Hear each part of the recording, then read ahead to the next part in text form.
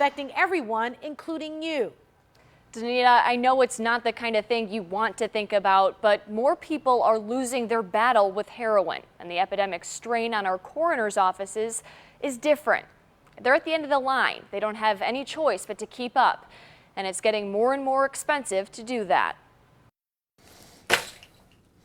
There's a start of it. That's one investigation. Everything from opiates to antidepressants to antipsychotics. In that plastic bag, drugs from one medicine cabinet, one heroin user. Usually, that's not all they're abusing. A lot of the victims are also on at least a bag this size of something else. There's a room full of them at the Stark County Coroner's Office. Each one represents a toxicology report they've taken on. Every evidence room in the county is like this. The drug epidemic increasing their caseload, now representing about 20% of their work. And all those bags, they're behind a rise in many of your taxes. We're finding mixes in our toxicologies, and that's what's raising the fees of this business so high. Thousands of extra dollars a month. Costs related to the heroin epidemic have increased their budget here in Stark County more than 30%.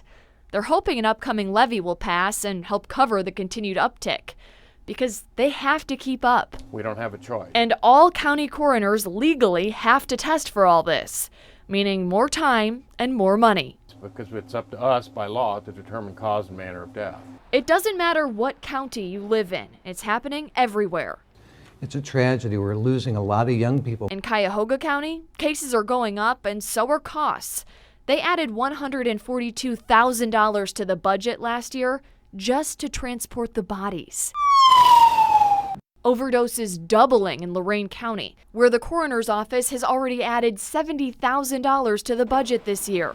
And they tell me they're probably going to have to add more. Just keep your head back for a minute, okay?